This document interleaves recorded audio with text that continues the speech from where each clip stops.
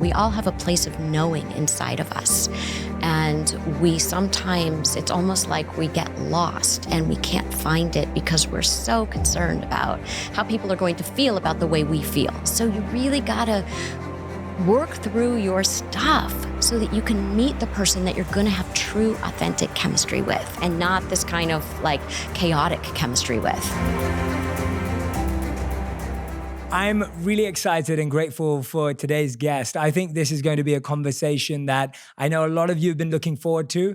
And I know it's going to be a conversation that's going to help you with wherever you are in life right now. So please, please, please welcome to the show, the one and only Lori Gottlieb. Now, Lori Gottlieb is a psychotherapist and New York Times bestselling author of Maybe You Should Talk to Someone, which is being adapted as a television series with Eva Longoria. In addition to her clinical practice, she writes the Atlantic's weekly Dear Therapist advice column and contributes regularly to the New York Times and many other publications. She's a member of the Advisory Council for Bring Change to Mind. Lori is a sought-after expert in media such as The Today Show, Good Morning America, and NPR's Fresh Air. Her new Dear Therapist podcast, produced by Katie Couric and co-hosted with Guy Winch, helps listeners to see themselves more clearly and debuts this spring. Make sure you check it out and subscribe in advance. I'm excited to learn more about therapy, human relationships, and more. Welcome to the show, Lori, and her new book, Maybe You Should Talk to Someone. We will put the link to the book into all the captions and comments, so make sure you go and grab a copy. Lori, thank you for being here. Well, thank you for having me. No, this is a real treat. And as we were preparing, I ran into how many mutual friends we have, or mutual people that we've crossed paths with. So I've interviewed Guy. Oh, wow. Feels like many lifetimes ago, but when I was at HuffPost with Ariana Huffington. And at the same time, Eva Longoria is a really close friend. So it's just, I feel like, and then you know Jim and Eamon. Yes, So when it all comes together, it's always... It's a small world. Absolutely. Yeah. Absolutely. But I want to start somewhere where I'm not sure, maybe you get asked it a lot or not, but I'd love to start with, tell me about your latest adventure with your son. My latest adventure with my son. Well, there are a lot of adventures because he's 14. Yeah. And he's a really interesting person at this age. I think that when kids are younger, you have more of a hierarchy in the family. And I think all of a sudden they start thinking in all of these complex ways, and they hold up a mirror to you and make you ask questions about yourself and the world in a different way. So I would say our adventures are conversations. Nice. And does what you know about the human mind and connection and relationships, where does it help and where does it hinder in the parenting process? That's such a great question. I think what it does is it gives me an awareness of the importance of letting people access their feelings. So many times as parents, we get uncomfortable with a feeling that our kids are having, and we try to talk them out of their feelings. So, a kid says, I'm angry about that. And we say, really? You're so sensitive. Or we say, or they say, I'm sad. And we say, oh, well, here's a balloon, let's go to Disneyland, right? We try to sort of talk them out of it. Or I'm scared. And we say, oh, don't be scared. There's nothing to be scared about. Be brave.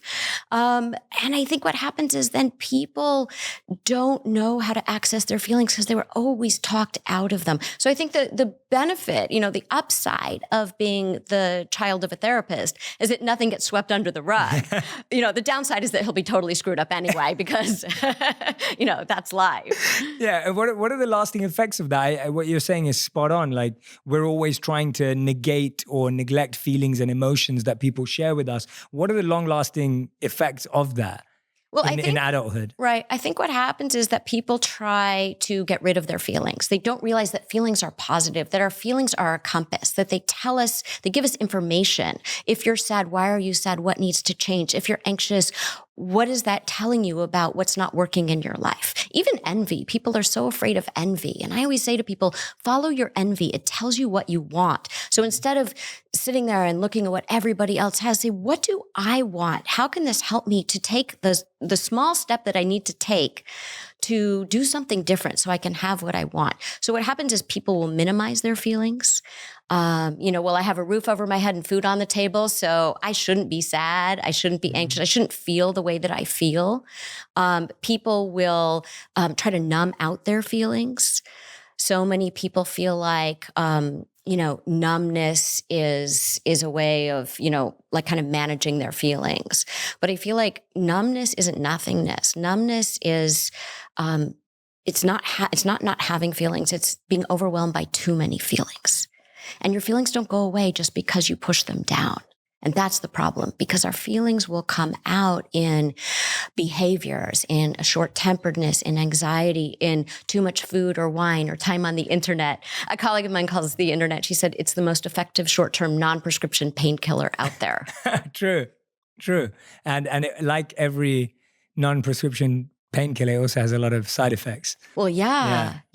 Terrible ones. The problem is that if you don't know what you feel, you don't know what your story is, right? And I think that our stories are this way of making sense of our lives. And so what happens is I, as a therapist, see people come in and they tell me their story.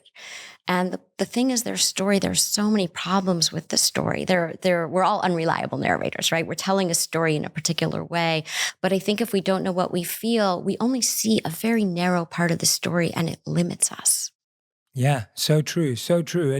And I feel half the challenge is also that we've just become so disconnected with knowing how we feel about anything. So, I mean, one of the things that really helps me is I'm always thinking, like, after eating a meal, I know whether I like that cuisine or not. Like, it's very clear to me. After I watch a movie, I know whether I like the movie or not. So I often try and apply that same sense check with myself after I meet a person, after I go to a place, after I interact with an energy. Is that a good habit? Is that a habit that you recommend? What are the easiest ways to getting closer to our feelings and actually understand how we feel about something or someone? Well, I think the first thing is to notice when you get afraid of a feeling. I think it's almost like our fear of our feelings is scarier than the feelings themselves. So, what happens is somebody might feel something that they feel like somebody else might not like. And so they say, I'm going to adjust my feeling to please others, to make sure that it's how I'm supposed to feel about this. And then they lose their sense of their place of knowing. We all have a place of knowing inside of us.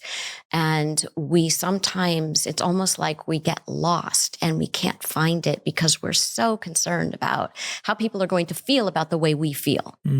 Absolutely. Yeah. And I find like, a big part of that is also a survival mechanism, right? Like it's a feeling of like community or feeling of tribe where we want to feel almost artificial connection because that feels safer than feeling uncertain disconnection. Right. It's for survival, we have to connect, we have to belong. You can't be alone. You will get eaten by, wherever you are. Yeah. So you have to have the tribe around you. But the problem is that it's not an authentic way of having the tribe around you when you're pretending to be something that you're not. So many people in therapy, for instance, they come in and they have a mask on. And they're so afraid of, they want to entertain me. They want to be liked by me. They're afraid that they're boring. And I always say that if you show me the truth of who you are, I will be fascinated by you. No matter what that truth is. But if you're like, look over here, look over here, look over here, I'm going to be so bored. Yeah. I'm sitting there going, what is this person trying to tell me? What is the significance of what they're saying? And what they're really doing is trying to keep me out. Yes. Yeah, absolutely. Yeah. And it's almost like being like a magician who's scared away of giving their tricks and you're trying to keep everyone entertained, but then you never see that person beyond that mask. Right. Yeah. Right. Tell me about a time when you've given someone some advice where you actually realized that you didn't feel it was the best advice. Like, how does a therapist process that? Because I feel like in any profession, whether I'm a coach, you're a therapist, like when you're giving advice, it's almost like there are times when you're so certain about a belief, you're so certain about value. And then I've looked back at stuff I've said and just been like, I'm just so wrong. Have you ever felt that? And how do you reconcile that for you and the person you've been working with?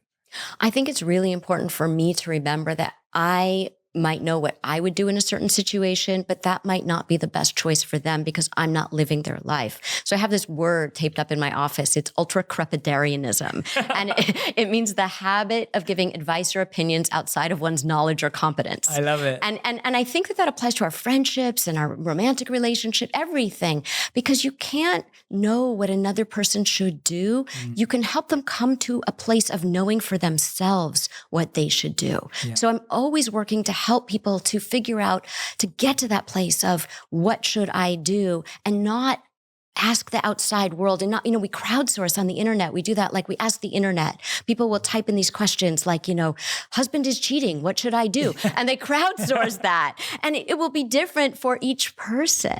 Yeah, I always feel that we have this extreme of like, when we're going through something, we either ask everyone for every opinion. Yes. Or we do the opposite, where we ask no one for nothing. Like, you don't even ask the experts or a therapist or someone who can actually help you get closer to the answer. And the reason we don't ask is because of shame.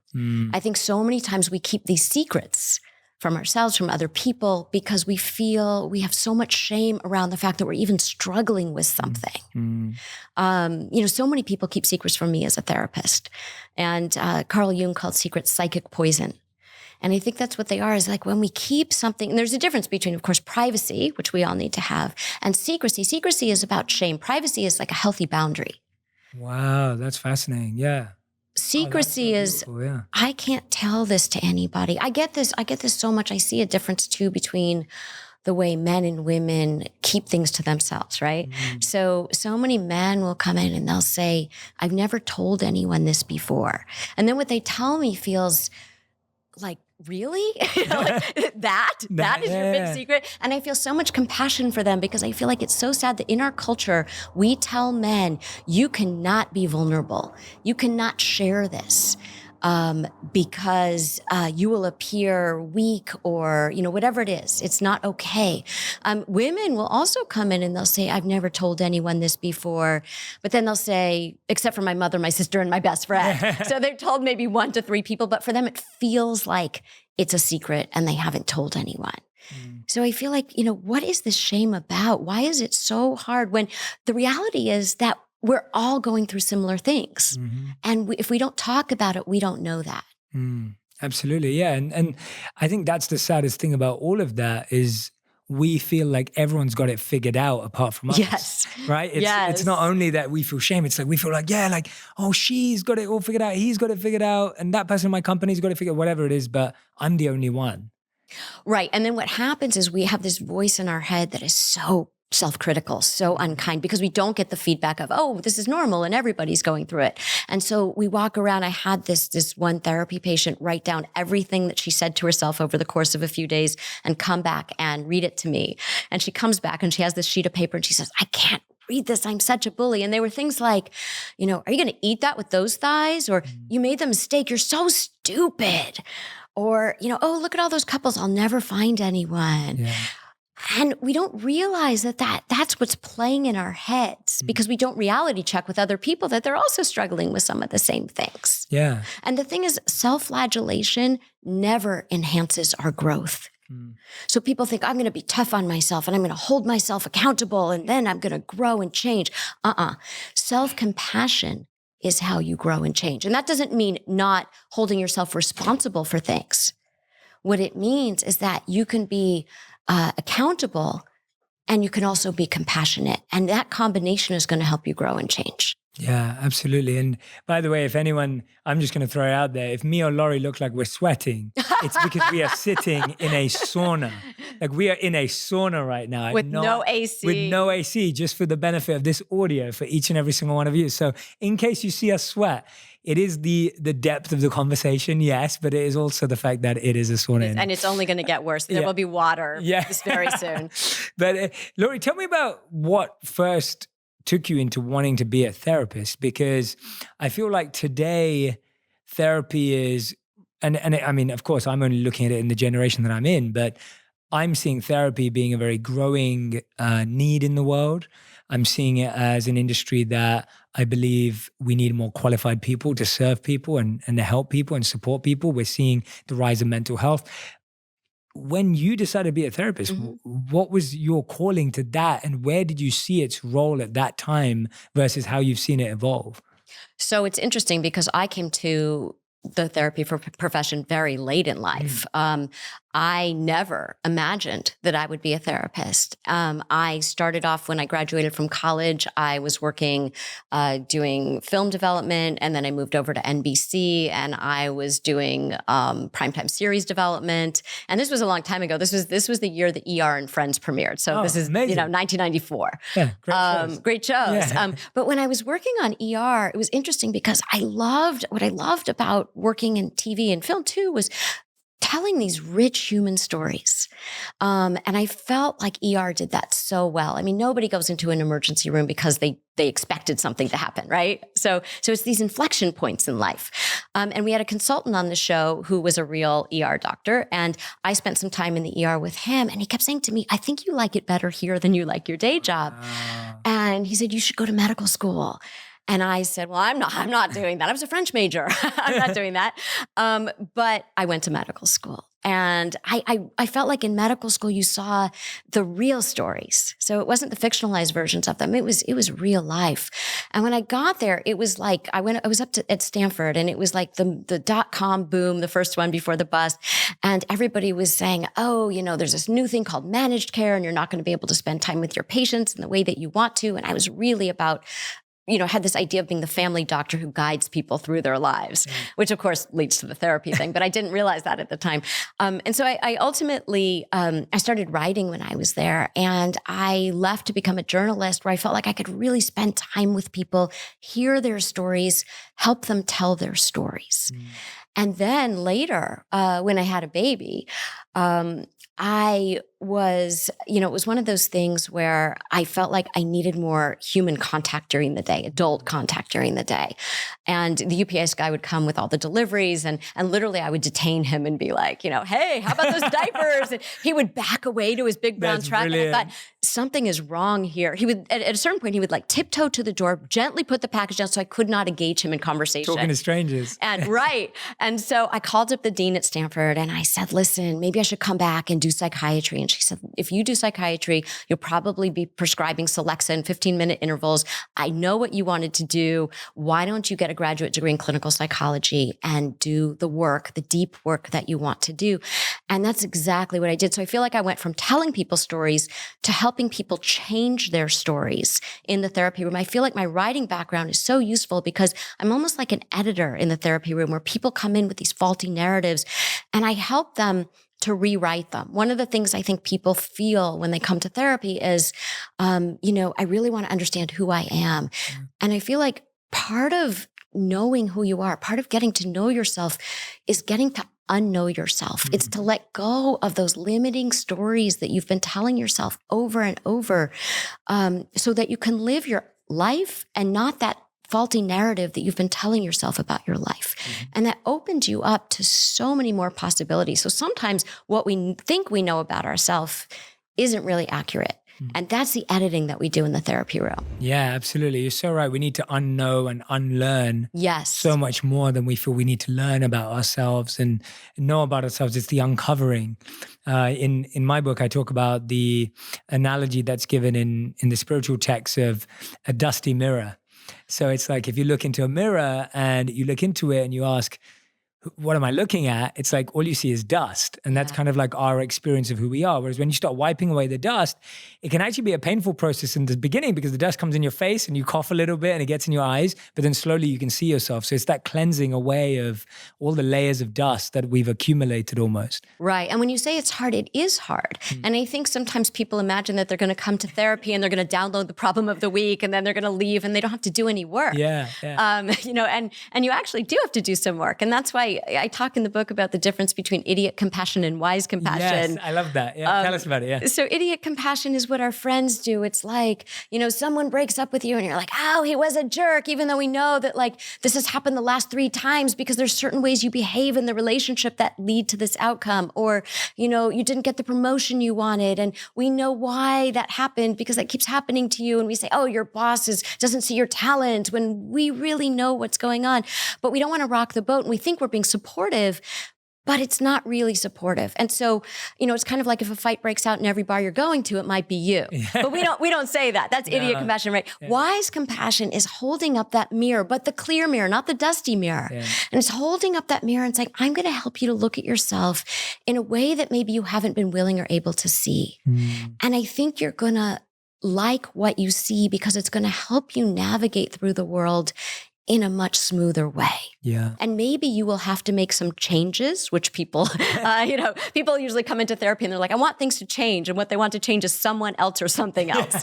They don't realize that they are going to have to make some changes. Yeah. And I want to say, like, you're the protagonist in the story. You're going to have to make some changes. Yeah, absolutely. And one of the things I think we struggle with that is, I was talking about this with a friend the other day. We were on a walk and we were saying that she was being really vulnerable and open. She's amazing. I know she listens to the podcast. You know who you are. What's her names? But it's the feeling of we want people to be honest with us, but we struggle to be honest with people. Yeah. So it's a weird circle because it's like me saying, Laurie, I want you to be really honest with me about how this podcast is going. But then when my friend asks me how their podcast is going, I'm not telling them the truth. Yes. But I'm expecting you to tell me the truth. Yes. And so almost we become demanders of the truth, but not givers of. And then that continues that circle, if that makes sense. And so how do we actually open ourselves up to create space for friendships like that? Because I almost think in the same way as you're saying, we're creating those scenarios in our life, again, at work or in relationships. Yeah. We are inviting idiot compassion into our life. That's right. Because we're not ready for it almost, right? Right. We have to be able to hear it. I see this so much with couples that I see. So a lot of times, somebody will say, and I see this most typically in like a heterosexual couple where the woman says to the man, I want you to be really vulnerable with me. I want to understand your inner life. I want you to open up to me. And then he does, and he starts crying, and she is frozen. She's like, what? Be careful what you wish for, right? Yeah, I didn't mean like that. Yeah. Right? Or if someone's like, or if the thing that they're being truthful about is something going on between the two of you. And people are so afraid to share that. So maybe they'll be open about something out there. But if it's like, there's something I want to talk to you about us. And the person says, yeah, I want you to be really open and honest with me. Until you really say, I notice this happens between us and here's something about you. And the person's like, whoa, I didn't want to hear that, right? So we're so uncomfortable with other people's truth. You don't have to agree with somebody else's feelings, but you have to know that their feelings are valid, which doesn't mean that you have the same feelings. There's a distinction. It's almost like the difference between when somebody really wants someone to forgive them.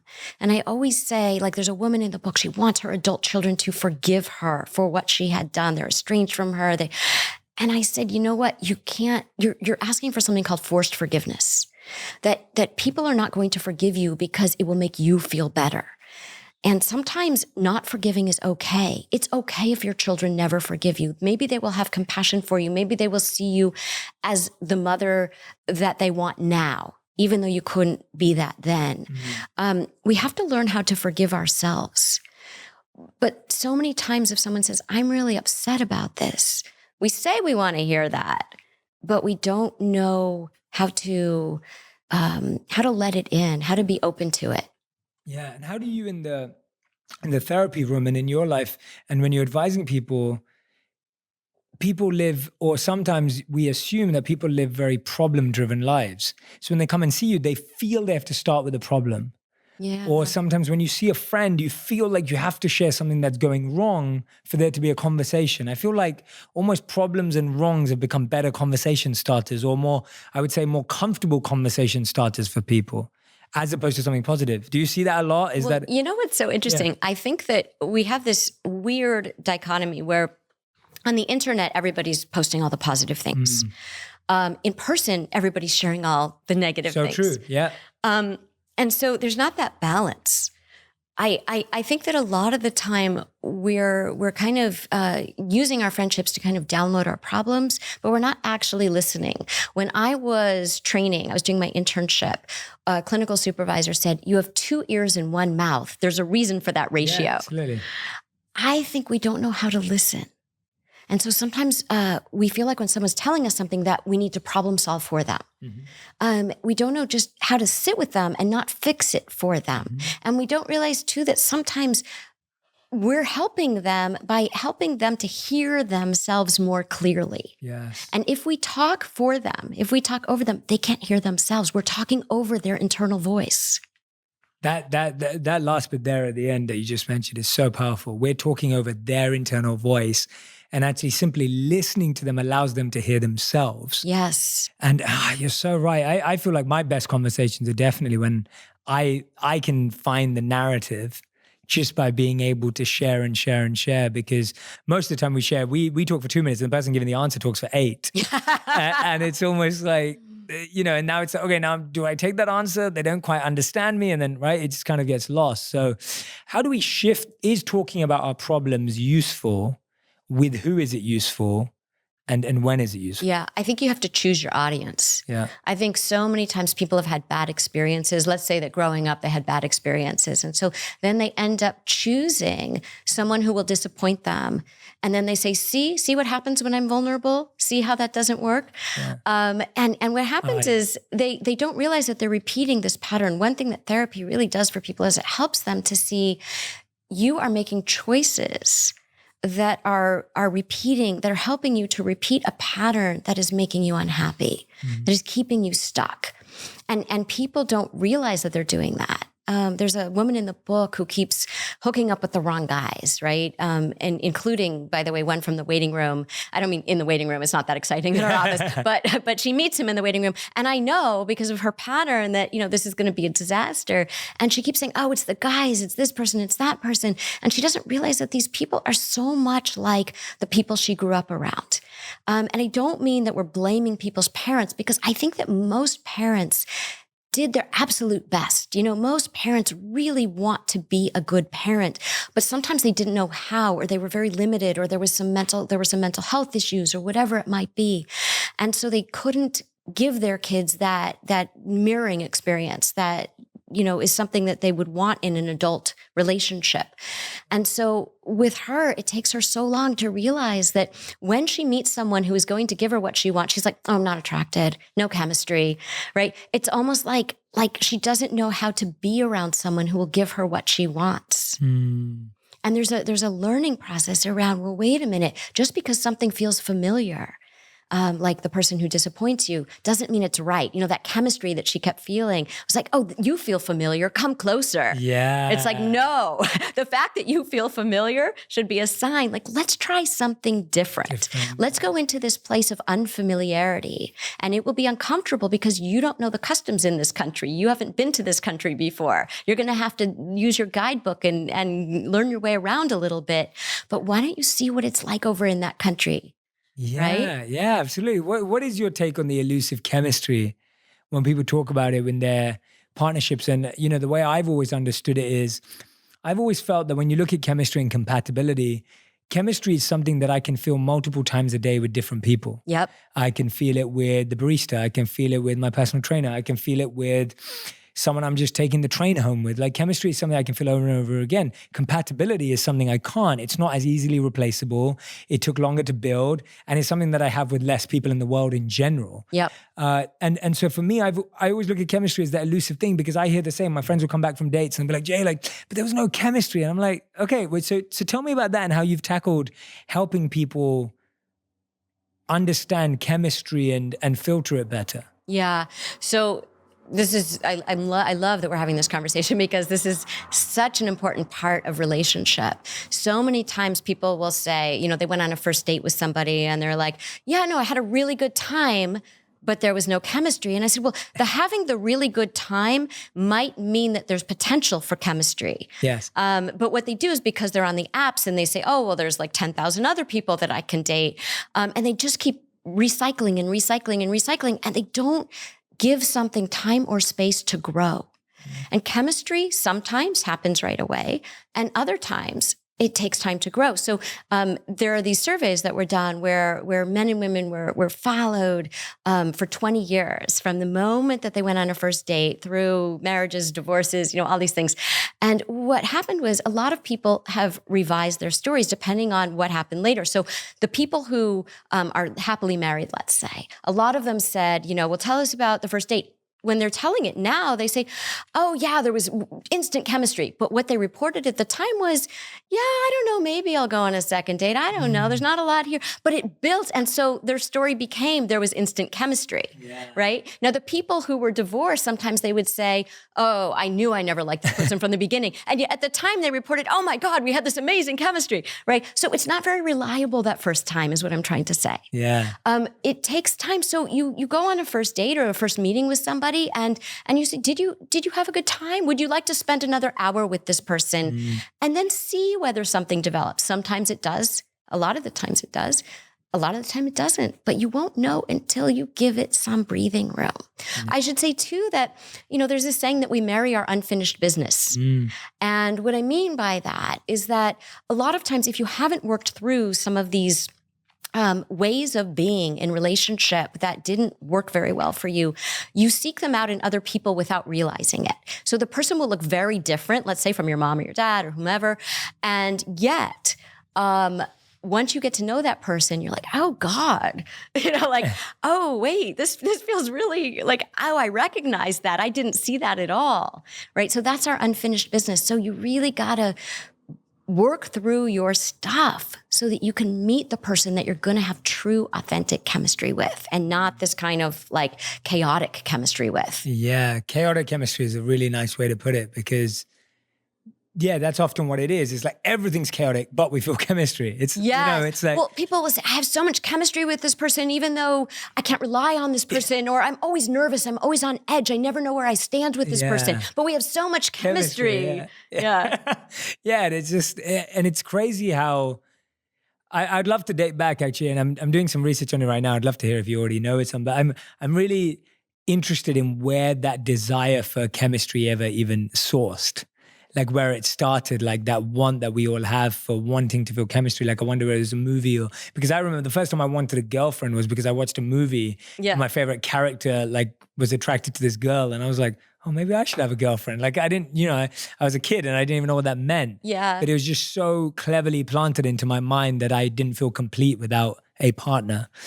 And it's fascinating to me look at where these things started because sometimes they're just things that you've heard over and over again in movies or books or songs. I think that we define chemistry as sort of like this instant magical thing. And chemistry is so multifactorial. It's about, what is this energy that goes on between the two of you and how are you together in daily life, not like on the vacation in Tahiti, right? So when people think about spending their lives with somebody, it's about the day-to-day. It's about how do we get through the hard things? How do we listen to each other? How do we deal with the places that we disagree? How do we deal with the differences between us? Because we think of chemistry as like that overlap. Like we both love sushi and rollerblading and this movie and that book and, and we're vegan and, whatever it is, right? Yeah. And that's not chemistry. Yeah. Chemistry is how do we inhabit the same space knowing that we're two separate human beings? And how do we stay connected even with the space between us? Yeah, absolutely. I love that. That's really powerful. Tell me about dealing with the paradox of being perceived as someone who has all the answers, but also is knowingly trying to grow in their own life. Like, how does that paradox work for you? Yeah. When it's like, the perception not only of your clients now, like, you're going to have a TV show about the book, like the book's been so incredibly successful, which is helping so many people. How do you deal with that personally of that feeling of, yeah, I do have answers and I do know how to help people. Obviously, people are being helped. Like you are changing people's lives. And at the same time, you're like, yeah, but I'm still learning and I've still got to work on this and I'm still working on this. How do you deal with that paradox? Or how do you? Yeah, well, that's interesting because so in the book, I follow 4 very different patients where I'm their therapist. And then the 5th patient in the book is me as I go through my own therapy with my therapist. And a lot of people say, well, why, are you insane? Why would you do that before the book came out? I think it's really smart. And it was, well, the reason I did it is because I really felt like if my patients were going to be so vulnerable, I felt it would be disingenuous to be the expert up on high, helping these people when I was going through something in my own life. And we all struggle. And so I say at the very beginning of the book that my greatest credential is that I'm a card-carrying member of the human race. And it was so important for me to show how we're all more the same than we are different. And I think that that makes what people can learn from the book so much more powerful and impactful. What's interesting, though, is that even though I was very sure that I wanted to do that, once the book, I was supposed to be writing a different book. I was supposed to be writing a book about happiness.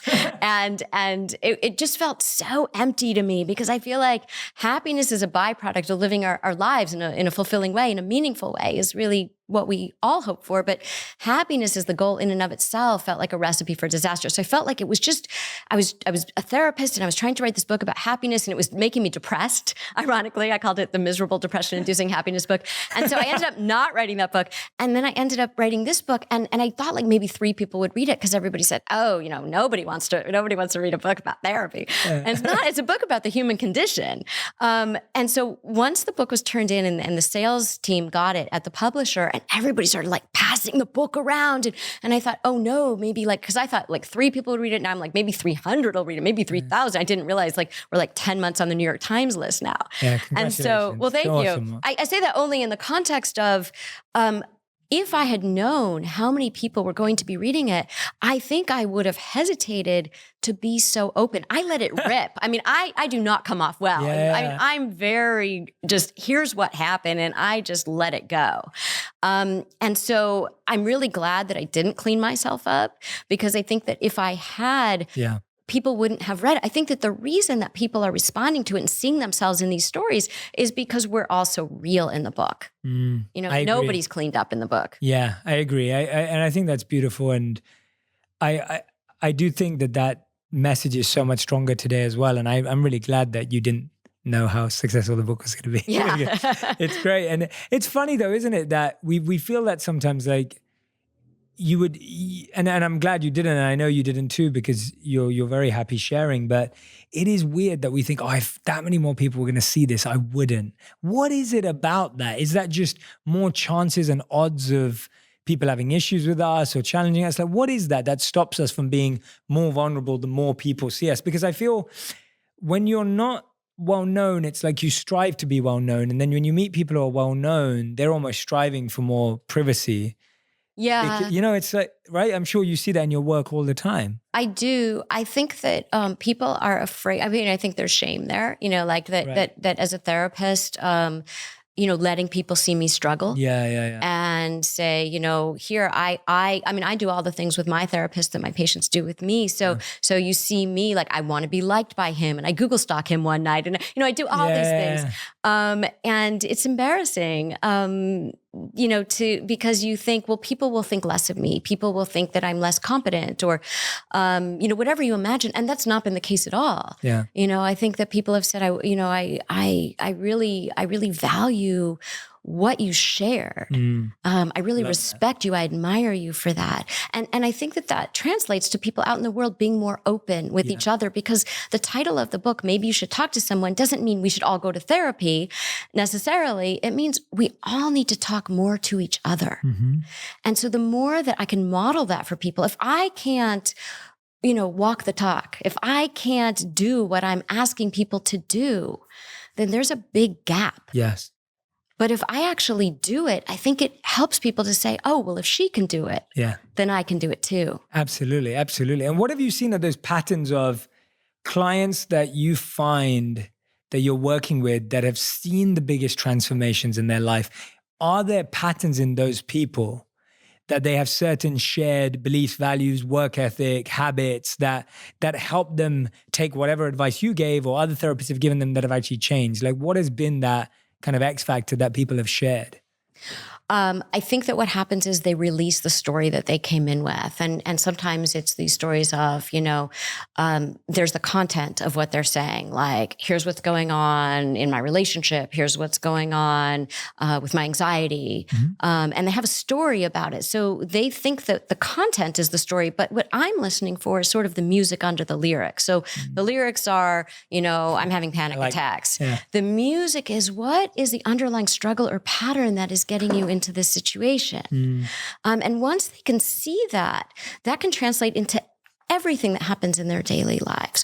But I think it takes courage I think it takes so much courage for them to say, I'm going to make changes. I always like to say that insight is the booby prize of therapy, that you can have all the insight in the world. You can say, now I understand why I'm struggling in this way. Now I understand why I have these arguments with my partner. And I'll say, well, did you do something different? Yeah. And they'll say, well, no, but now I understand it. Yeah. I say, well, you're not really doing the work because you have to do something different. And I love this Viktor Frankl quote that's in the book where he had written, between stimulus and response, there is a space. In that space is the power to choose our response. Mm. In our response, it lies our growth and our freedom. So yes, there might be difficult people, but then the question is, what is our role in that? So why are we in that relationship? Or what is our role in making that relationship so chaotic, so difficult, so there's so much tension in it? Why is that? So what is it that we can do next time that person does that thing that triggers us? Can we have a different response? Because the response we keep giving is yielding the same thing. Nothing's changing. So when we talk about insight as the booby prize of therapy, it's not just having the insight, it's you have to make changes. And you have to look, that means that you can make changes. You're not going to change the other person, but your changes can influence another person. Yeah. So it's always like doing a dance, right? Yeah. And so if you change your dance steps, that person either has to change their dance steps too, or they will fall flat on the floor, or they can leave the dance floor. Yeah. But the good thing is you changed your dance steps. Mm. And that's the thing when you say, what is the unifying thing that all of them have in common when they've made changes that have really, really transformed their lives? It's about they chose different dance steps. Yeah, that's great advice. And I love that analogy of the dance steps. I can visualize it perfectly. And it makes so much sense. And I think one of the things that I hear in that regard that a lot of people I talk to, and I'm getting to get you to give them advice, which is fantastic. And they all listen to the podcast also, is the feeling of like, I know what I need to do to change, but I'm only going to do it for a few days. And if that person doesn't change their dance steps back in line with me right now, I cave or I let go. And sometimes it's genuine and sometimes it's not genuine. Sometimes it's like, well, if they don't change, I'm not going to change. But for a lot of friends, it's like, I'm going to change and I'm going to be the best husband in the world for 3 months. Mm-hmm. But but she never changes. Okay, so here's the thing. Yeah. You're not changing for them, you're changing for you. 100%. And so if you stop changing in positive ways for yourself, you're letting yourself down. So you're not doing it to get a response from the other person. If you get a different response from the other person, that's great. Amazing, yeah. But you're doing it to get a different response from yourself. You're doing it so that you are making choices that align with how you want to be in the world. And when you make choices that align with how you want to be in the world, you will be putting a different energy out there that maybe that will influence somebody potentially, but it will certainly influence you and the choices that you make. So you don't make a change, and it's not a contest. It's not a contest of like, if I change, you need to change, or you need to change first. I see this with couples a lot. Yeah. Like I'll only change when you change. Yeah. And it's a fight. It's a historical fight that they have with from their childhood. Like, I'll only change, mom and dad, when you become the parent that I needed you to be back then. Yeah. But you're an adult now. It's like wearing clothes that no longer fit you. Totally. And you're still like trying to get those clothes. It's like, take off those clothes. You're free. There's this analogy in the book that I love that my therapist used with me. He said, you remind me of a cartoon, and it's of a prisoner shaking the bars, desperately trying to get out.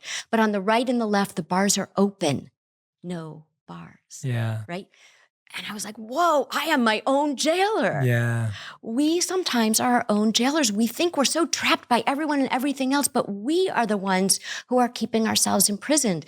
I just did a TED Talk about this, and it was about the idea that we know on some level that the bars are open, but we don't want to step outside, because if we step outside, we will have to change. And when we change, that means we have to take responsibility for our lives. And sometimes we would rather blame everything that's going wrong on somebody else. Yeah. If I take responsibility for my life, then I'm also responsible for what doesn't work. I can't blame my bad mood, my bad day, my bad circumstance, my not taking risks on this other person. I have to be accountable to myself for that. And how about when people take that accountability, but instead of turning it into action, they turn it into anger? on themselves. Right. And I feel that's half of what scares people. Like it's easier to blame everyone else and everything else going wrong because then I at least don't hate myself. Yeah. But it's like when you take it inward, and sometimes that can launch you into action. Like I was literally sharing that with a friend yesterday. I was saying that there was a time in my life where I could have sat around and blamed the people around me, where I knew that I had to be accountable and take action in my life and own it. And I was like, this is my life.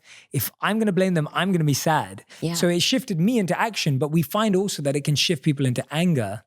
How do you stop someone from getting into that space where now they see it all as their fault?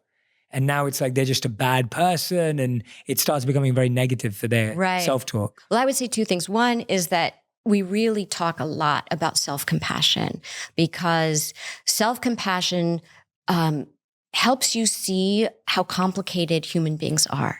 It helps you see that I'm these things and I'm also these things and both can coexist.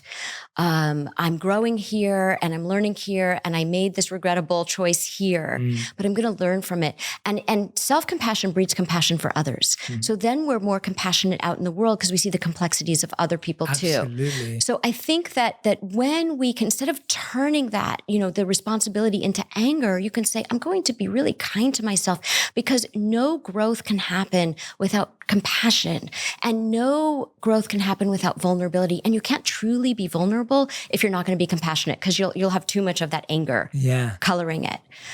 So I think that that's part of it. And I think the other thing too is to remember that punishing yourself with anger is going to distract you from something that we all have to face. And this is going to sound like a non sequitur, but it's not, which is that we're all going to die. Okay. Life has 100% mortality rate, and that's not just for other people. And so I think that sometimes we spend so much time in the anger because we don't want to think about, I really do have a limited time here. And we get so scared. We say, oh my God, what am I going to do? I have to make my life worthwhile and I have to do all these things that I want to do. And we get so scared of not being able to accomplish those things that we'd rather sit in the anger so we don't have to think about it. Absolutely. So I really want people to be aware of, there's this saying that I love, which is time is the coin of life. Spend it well. You're not spending it well when you're angry either at yourself or at other people. Anger is, there's a thing called the anger iceberg, right? And so it's like this, if you can imagine this image of like the iceberg and here's sort of the waterline, right? And so anger is on top, but underneath are our more vulnerable feelings. Right. Sadness, anxiety, regret, whatever it might be. Anger is just a disguise. It's just the front-facing experience of that emotion. Yeah. We're so afraid of all of our emotions, even the good ones. We're afraid of joy. There's a word, cherophobia, which is, it's an actual thing. It's fear of joy. And there are people who maybe when they were growing up, whenever they felt like good for a moment, the other shoe would drop. Something bad would happen. And so they got very uncomfortable because joy for them was almost like anticipatory pain.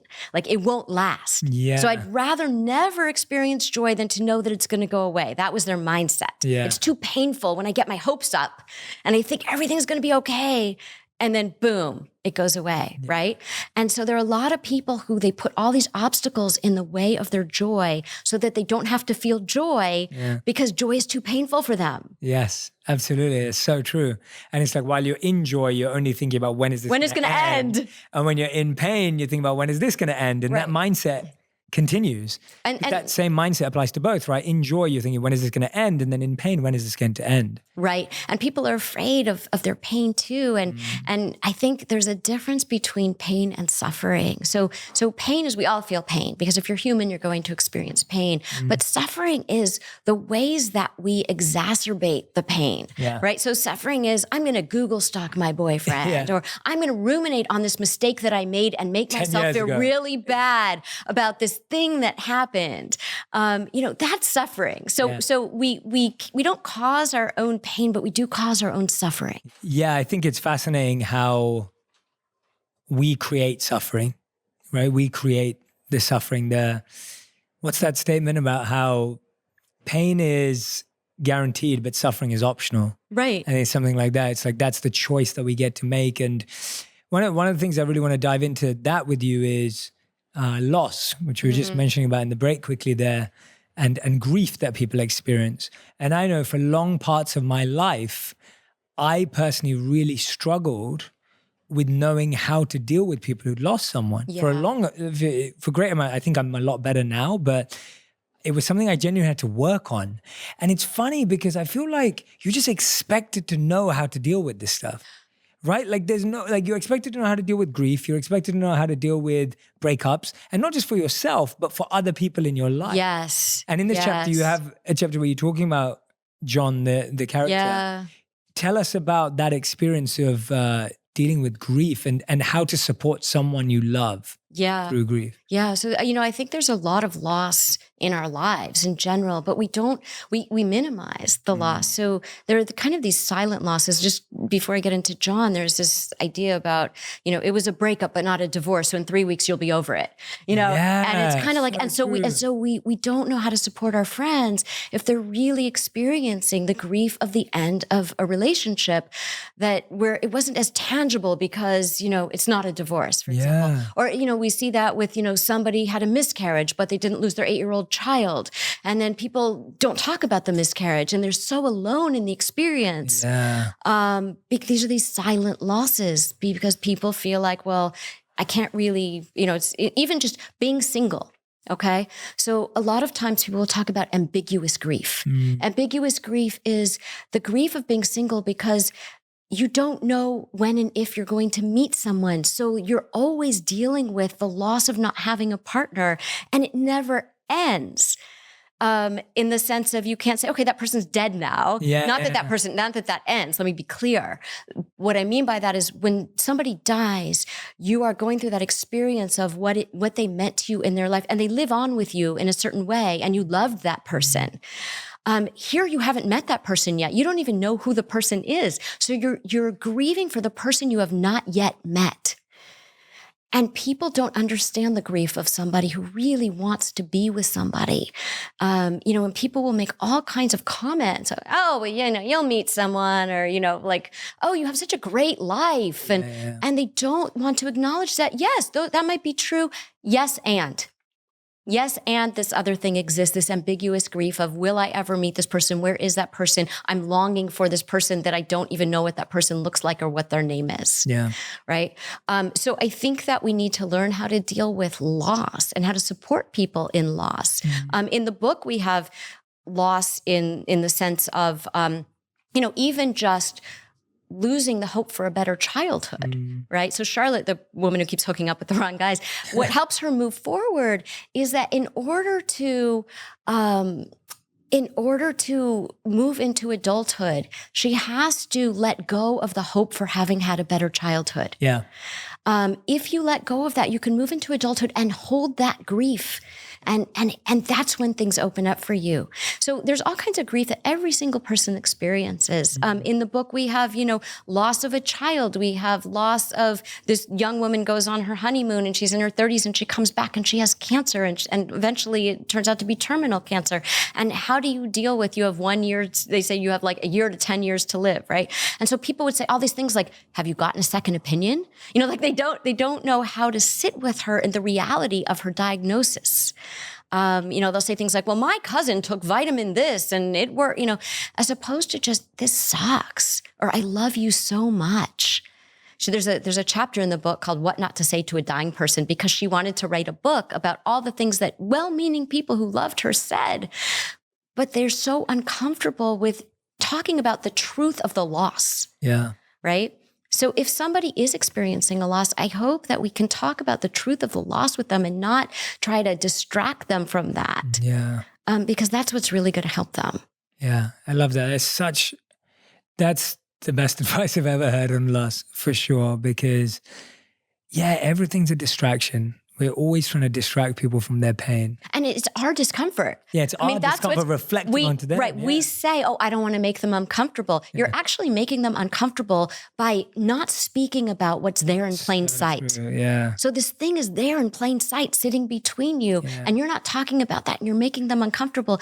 And they feel like then, I feel so unseen right now because you are trying to make yourself more comfortable in talking to me and I'm not in this equation at all. And yet you're trying to comfort me. Absolutely. I mean, I can definitely think of there are literally people's faces flashing in front of me right now that when you're saying that, I'm like, yeah, that's exactly what they wanted to talk about. That's exactly what they wanted to do. But either I was too scared to go there, or if it was me, people were too scared to go there, or whichever way it was. And yeah, I was just going to say, it's a little bit like apologies. You know, like who is the apology for, right? Are you apologizing because you really feel you regret that happened and you feel sorry? Or are you apologizing because it will make the other person feel better? And I think that the more that we can have an authentic dialogue and go to the hard places, both people end up feeling seen and heard. Absolutely. Yeah. And that's the hope that I'm hoping everyone who listens and watches this conversation is just, and reads the book 100%. Like I really hope everyone who's listening and watching today reads the book, because I feel like it's exactly that. It's these subtle insights, it's life's all lived in these moments, these transition moments, these pain moments, these tragedy, like these moments, and they define our relationships. They define how much we trust others. They define who we feel loved by and who we feel close to and who we feel far from. Like, for example, when you just want to go to the park on a sunny day and someone doesn't want to go, you don't feel offended by that. Like it doesn't affect your relationship. But it's like when you're going through something really painful and someone doesn't know how to process that, that feels like it can make or break a relationship often.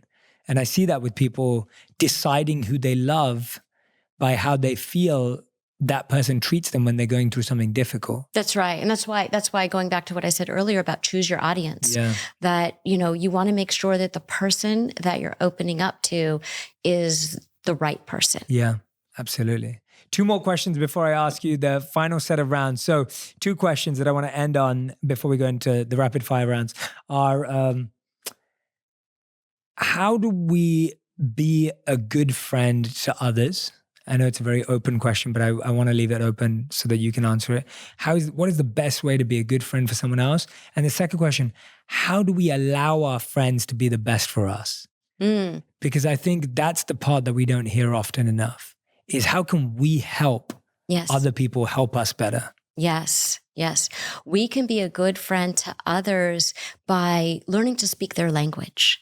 So I do that as a therapist all the time. Just because this person comes in with something that's similar to what the other person came in with, they're unique individuals. And you have to learn to speak someone's language. So often we try to take our language and push it onto them. And it doesn't work. Totally. Right? So being a good friend means I care enough about you to learn your language. And how can we help someone be a good friend to us is to be open to the differences between us. We need to let those differences be a part of our friendship to enhance our friendship. I think so many people are so worried about, bringing those differences into the friendship. They think, well, there's going to be a rift here. I believe this and you believe this, and we have different ideas about this. That's okay. Absolutely. That's amazing. Beautiful answers. Thank you so much for sharing those. So we have our fill in the blanks. Oh my goodness. And rapid fire rounds. Fill in the blanks is a new segment that we've started this year since the 1-year anniversary of the podcast. So I share sentences and you fill in the blanks. So therapy doesn't mean. Oh no. Okay, wait a second. I know. You can think about it. Okay. An instant fix. Okay, good. Okay. Humans are innately ridiculous. Okay. Shame and guilt are toxic. Changing your narrative allows possibility. Suppressing your feelings only makes you sick. We suffer unnecessarily when we get scared. Being vulnerable and transparent can transform us. The only way to achieve true connection is by being courageous. Okay. Wonderful. Beautiful. That was great. Okay. You were fantastic. Okay, that was very good. We often get people who want to go off on a tangent. You did not do that. I appreciate it. Sticking within the rules. Which is why I had to it's very think good. about it. Okay, so these are rapid fire now. Final 5, which is 1 word to 1 sentence maximum. Okay. There are very few people that stick to it, but I have deep respect for anyone who does. If I wasn't sweating before, I'm sweating now. I know. Okay, fine. All right, here we go. Let's go. I've got a selection here that I can't wait to choose. So, what question do you wish people would ask you more often? How do you feel? Really? Mm-hmm. Interesting. How do you feel? Right I'm going now, to start the trend. Right now, I feel very joyful. You're very kind. I appreciate that. That's cool. That's interesting. I'm going to go off on a tangent. Okay. Because I have so much to say about that, actually. Yeah, let's go. Okay, Yeah. so let's do it. Yeah. I felt we needed to too. I feel like people don't ask that, or when they do ask that, they're expecting you to say, okay, good, bad. Right. Like, you know, it's like we give such bad answers to that question. Like when someone gives me an interesting answer to that question, I'm almost more alert. Yes. Does that make sense? Yes. Yeah. So it's not, so it's, I don't mean, how do you feel, like, oh, hey, how you doing? I mean, I actually want people to be curious. And so I think people are so curious about, like, what's going on? How's that project going? What's going on with it? You know, it's sort of like all this like content level things, right? I want to get in the process with people in the right context. Yeah, of course. So, you know, I think that sometimes we forget to ask the people that we care about how they feel. I love that. I think that's really cool. Yeah, I misunderstood it when you said it the first time, so I'm glad. Instead of like, you know, how are you feeling? Yeah. And it's hard to ask that and answer that. Yeah. Because when you ask that, you've got to be really ready to listen and receive. Yes. And the person who's going to answer is going to have to try to not give you the 2-minute answer. So. Well, also a lot of times when people ask that, it's they have an acceptable range of answers. You know, you can feel the ways that are acceptable to me.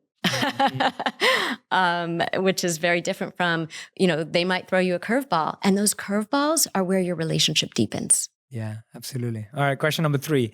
When was the last time you felt heard and understood and not in a therapy session? Right here. Oh, thank you. It's very kind. All right. Question number 4. I want to, you're too good at this. So I need to try and find something that I want you to be good at it, but okay, this one I really like.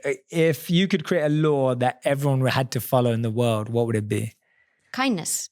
And what would that practice be? Like if you had to simplify kindness into that one habit or one practice or one thing that everyone had to do every day as the law, what would it be? Before you speak, ask yourself, how will this land on the other person? It's a great rule. Yeah, you would change everything. Yeah. You probably wouldn't say much. I think you would. You think you would? I think you would. Okay. I think that we know how to be kind. I think that, you know, all of these obstacles get in the way. But I think that when we take away, you know, all of the noise in our heads, and there's so much noise, we innately know how to be kind. You know, is it kind? Is it true? And is it helpful? If it meets those 3 criteria, then go ahead and say it. Nice. And once you practice that, you don't need to premeditate so much. You will organically start to just speak that way to other people. Yeah, absolutely. In the Bhagavad Gita, the book from India, it's called The 4 Austerities of Speech. So it's, is it true? Is it beneficial to all? Mm-hmm. This is my favorite one. Can it be said in a way that doesn't agitate the mind of others? Oh, right. Like, you know, it's like that delivery point of like, how can you say it in a way that isn't going to agitate someone's mind? And then the 4th one is it based on spiritual text and foundational text? Okay. 5th and final question for you. What is the biggest lesson you've learned in the last 12 months? That people really want to be open. And I think that I knew that as a therapist, but I didn't realize, you know, I thought, well, maybe in these little clusters of people who go to therapy, those are the people who want to be open. Everybody wants to tell their story, and everybody has a story. People think, oh, well, my story isn't that interesting, or my story is kind of boring. No, people's stories are fascinating. And I've gone all over the country in the since last April when the book came out, and people are telling their stories, and every single one is fascinating. And they are realizing that their story has value. Yeah. And often those silent or unheard stories are the stories that are more interesting. Yes. We were just talking about that now. Like I know people that are just in my vicinity that have fascinating lives and stories that may never become a movie or may never become a book, but they're just fascinating stories of resilience and human connection and breakthrough power and all the rest of it. And so... And I think we learn so much from other people's stories. And that's why in the book, so many people have said, oh, I learned a lot about myself, even though they're not in the book, because it's so different. If I say to you, Jay, if I say, you know, you're like this or you do this, you'd say, well, no, I'm not. I don't do that. Right? That's our response. But if you see someone else do it, you can say, oh, I'm kind of like that. Totally. Or I do that sometimes. Totally. It's very non-threatening to see yourself in other people's stories, which is why I think we all need to be sharing our stories more. Absolutely. I agree. And thank you for encouraging people to do that. Laurie, you're amazing. Everyone, this is Laurie Gottlieb. Maybe you should talk to someone. Go and grab a copy of the book. I promise you it's a fun read, it's entertaining, and as you've seen, it's deeply insightful and empowering as well. Please, please, please go and grab a copy. Like I said, we will put the link to the Amazon order in the captions and the comments. Laurie, this has been amazing. Like speaking to you has been phenomenal. To sit with you in a sauna/not sauna and to have this conversation where we're both sweating. But I just genuinely want to say, like, I love what you're doing. I love the way you're presenting it. I think it's exactly the language and the storytelling that the world needs today. And I'm so happy that it's had so much incredible success. And I'm so grateful to meet you today. Thank you so much. I'm so grateful for our conversation. Yeah, thank you. I'm really excited for you all to read this. Everyone go and follow Laurie across social media. Where are the best places for people to find you? They can find me on Twitter at Laurie Gottlieb1. They can find me on Instagram at Laurie Gottlieb_author. They can find me on my website, lauriegottlieb.com. They can read my Dear Therapist column. It comes out every Monday in The Atlantic. They can read the book. Yeah, perfect. Go and follow her on all of the social media platforms, and I'll be tagging her in all of these posts. If there's anything that Laurie said that really stood out to you, that really resonated, that really connected, please, please, please tag me and Laurie on Instagram and share it so that I love seeing what connects with you. Like, it means a lot to me because it helps me ask better questions for you. It helps me understand our guests better for you as well. So please do that. Thank you for watching or listening. See you soon. If you want even more videos just like this one, click on the boxes over here. And if you want to continue seeing these kinds of stories, you can subscribe by clicking the link right here.